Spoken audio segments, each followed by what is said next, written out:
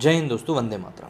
कल मैंने राजदीप सरदेसाई जी के ऊपर एक वीडियो किया था जिसमें कि इन्हें बताया था कि किस तरीके से डॉक्टर देवी शेट्टी जी ने उनको बताया था कि आप हर चीज़ के लिए सरकार को ब्लेम नहीं कर सकते, कि एक ही दिन में अगर ऑक्सीजन की डिमांड 900 से 9000 टन पहुंच जाएगी तो आप उसको सप्लाई नहीं कर सकते। इस चीज़ें ने बताई थी और किस तरीके से राजदीप सरदेसाई जी ने एक बार फिर से अपने प्रोपेगेंडा को चलाते चलाते रह गए थे। लेकिन बात वही होती है ना कि आप कुछ भी कर दो, दुम तो टेढ़ी ही रहती है। अब वही कहावत जो है वो यहाँ पे फिर से एक बार अप्लाई हो रही है। अब दरअसल बात ये हुई है कि इन्होंने एक स्टोरी करी। इस स्टोरी में इन्होंने अल्मोड़ा जो ज़िला है उत्तराखंड का, वहाँ के बारे में बताया कि भाई वहाँ पे किस तरीके से लोगों को एक डेजिग्नेटेड प्लेस नहीं दी जा रही है चिताओं को अग्नि देने के लिए। इस कारण से लोगों को घाट पर इस चीज़ को, लाशों को अग्नि देनी पड़ रही है। इसको लेकर उन्होंने जो ट्वीट किया, मैं वो ट्वीट आपको पढ़ के सुनाता हूँ। आप लोग अपनी स्क्रीन पे इस समय उस ट्वीट को देख रहे हैं और जाहिर तौर की बात है, मतलब ये ट्वीट भी जो है ये कोई क्या ही बोला। तो देखिए, इसमें उन्होंने इस ट्वीट में लिखा था, get real India report comes out from Almora where villagers are being forced to cremate dead in open fields because crematoriums are refusing to accept COVID victims because of fear of virus, at least ensure dignity in death। तो यहाँ पे इन लोगों ने इस तरह से कहा कि मौत के बाद भी किसी को डिग्निटी नहीं मिल रही है और खुले में अग्नि देनी पड़ रही है, घाटों के ऊपर ये सब चीज़ें हो रही, इस तरह की बातें उन्होंने कही।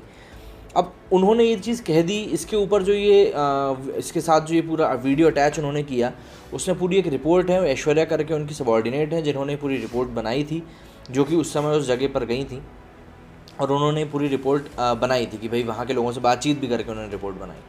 इसी के आधार पर ये पूरा एक वीडियो बनाया गया राजदीप के द्वारा। अब क्या होता है, जब आप किसी चीज़ को उसकी पड़ताल किए बिना बना देते हैं तो समस्या तो जाहिर सी बात है होती ही है। अब इसी चीज़ के जवाब में जब उन्होंने ये अपनी पूरी रिपोर्ट चला दी तो उसके बाद मिनिस्ट्री ऑफ हेल्थ उत्तराखंड ने उनके इसी रिपोर्ट को रेफरेंस लेते हुए एक ट्वीट किया। इस ट्वीट में उन्होंने लिखा कि भैंसावाड़ा फॉर्म, जिसकी यहाँ पे बात हो रही थी राजदीप की रिपोर्ट में, is a site designated by administration for cremation where the dead bodies are being cremated as per COVID-19 protocols.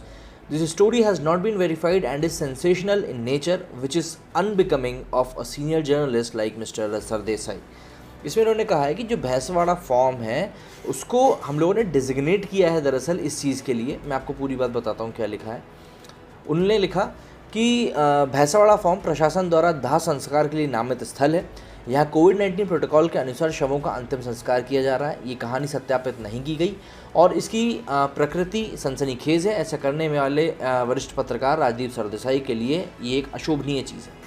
इसके साथ उन्होंने आगे लिखा कि एसडीएम अल्मोड़ा, एएमए जेडीपी और ईओ एनपी अल्मोड़ा साइट के प्रभारी हैं। वे अपना सर्वश्रेष्ठ प्रयास कर रहे हैं। पहाड़ियों में कोई नामित शमशान नहीं है, लेकिन घाटों पर दाह संस्कार के लिए इंतजाम किया गया है। पीपीई किट वाला व्यक्ति एक सरकारी कर्मचारी है जो अपने निर्दिष्ट काम को कर रहा है। तो इस तरीके से यहाँ पर मिनिस्ट्री ऑफ उत्तराखंड ने अपनी बात यहाँ पर क्लियर कट कह दी। और सबसे बड़ी बात, इस बात को करने के पीछे उनके पास इस चीज़ का पूरा प्रूफ भी मौजूद था। उन्होंने जो एक सर्कुलर जो जारी होता है गवर्नमेंट में, जब भी किसी प्रकार का आदेश होता है तो एक सर्कुलर जारी होता है, उस सर्कुलर की भी उन्होंने, ये जो प्रति आप देख रहे हैं, ये प्रति उन्होंने लगाई इसके साथ, जिसमें साफ तौर पे लिखा हुआ है कि 15 मार्च 2020, मतलब ये पिछले साल की ही बात है, उसके बाद से ही ये भैंसवाड़ा फॉर्म जो है इसके लिए चिन्हित कर दिया गया था। ये जो आप तस्वीर देख रहे हैं, इस तस्वीर में साफ साफ यही चीज़ लिखी हुई है।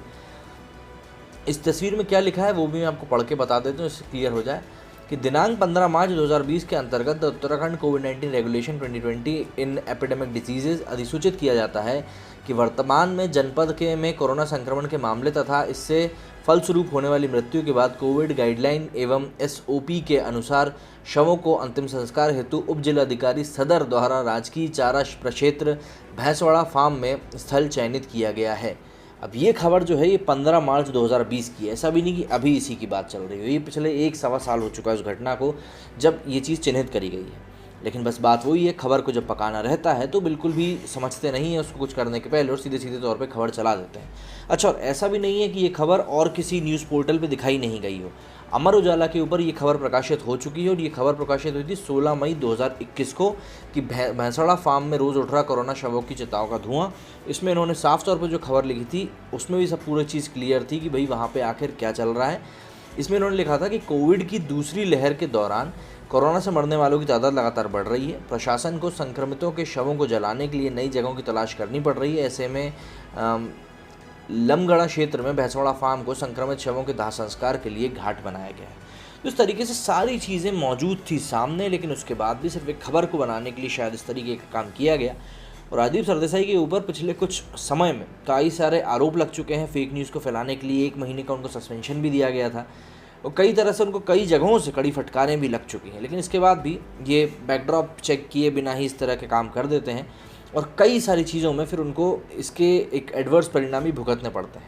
अब इसको लेकर कुछ एक ट्विटर यूज़र्स ने अपनी बात भी रखी, जैसे कि एक यूज़र ने लिखा, Twitter want to see you mentioning this manipulated media, if you are unbiased at all we all know you are not and only commercial matters to you.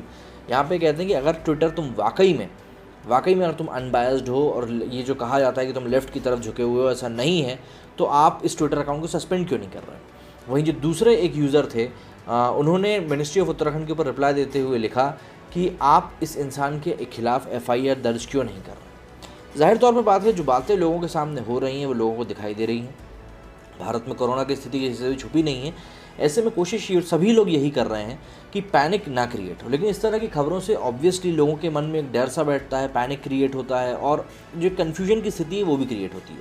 तो इसीलिए कहा जाता है कि इस तरह की परिस्थितियाँ जितनी कम से कम बने उतना ही अच्छा होता है।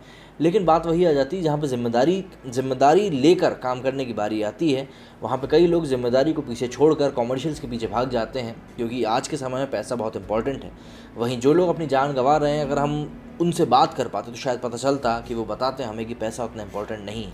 लेकिन बात वही आ जाती है कि हम लोग तो बस इसी लड़ाई में लगे हुए हैं कि मीडिया सरकार का है, सरकार के खिलाफ है। वहीं मीडिया की जिम्मेदारी क्या है, ये कोई इस बारे में बात नहीं कर रहा है। कई जगहों से ऐसे वीडियो सामने आ रहे हैं जहाँ पे लोग मीडिया को दोष दे रहे हैं कि वो लोग गलत चीज़ें दिखाते हैं। तो क्या ये गलत नहीं है भाई? चलिए ठीक है, मैं तो ये बोल रहा हूँ कि आपने अपनी रिपोर्ट में अल्मोड़ा की बात करी, आपने अपने रिपोर्ट में मध्य प्रदेश के विदिशा की बात करी, जहाँ पे वाकई में स्थिति ख़राब है और जिस तरीके से वहाँ पर ट्रीटमेंट चल रहा है वो गलत चल रहा है, इसी रिपोर्ट में उन्होंने दिखाया था। लेकिन वहीं पे क्या हमने बात करी महाराष्ट्र की, जहाँ पे लगातार शुरुआत से मरीज़ एक बड़ी संख्या में सामने आ रहे हैं। आखिर क्या कारण है कि आप इस तरह का दोहरा रवैया दिखाते हैं कि आप एक जगह की तो रिपोर्ट बनाते हैं पर दूसरी जगह को आप यूँ ही छोड़ देते हैं। ये चीज़ समझ से सरासर परे है। इस समय पूरा देश इस महामारी से लड़ रहा है। ऐसे में सबसे ज़्यादा ज़रूरी चीज़ यही है कि हम सब साथ मिलकर खड़े रहें। हमें सीखना चाहिए इजराइल से कि जब इजराइल के प्रधानमंत्री बेंजामिन नेतन्याहू ने गाज़ा के ऊपर हमला किया था तो उनके साथ उनका विपक्ष कंधे से कंधा मिलाकर खड़ा हुआ था, क्योंकि उनका कहना था कि हम इस दुख की घड़ी में साथ हैं। क्या पक्ष क्या विपक्ष कोई बात नहीं, जबकि जो उनका विपक्ष के जो मिनिस्टर हैं वो अभी मतलब आने वाले समय में भावी वहाँ के प्रधानमंत्री बन सकते हैं, लेकिन उसके बाद भी वो बेंजामिन नेतन्याहू के साथ कंधे से कंधा मिलाकर खड़े हुए हैं। क्या हम इस तरह की कल्पना कर सकते हैं भारत में? क्योंकि मुझे ऐसा नहीं लगता कि कर सकते हैं हम लोग, क्योंकि हम लोग तो बस अपने फ़ायदे को ही देखने में लगे रहते हैं। तो इसीलिए अगर आपको इस तरह का पैनिक क्रिएट करना ही है तो आपको हर तरफ की बात बतानी चाहिए कि भाई इस राज्य में ये चल रहा है, इस राज्य में ये चल रहा है, बशर्ते सिर्फ और सिर्फ कुछ जगहों को टारगेट करने से आपको क्या ही मिलेगा। मेरे स्टूडियो में फ़िलहाल इतना ही। जय हिंद, जय भारत।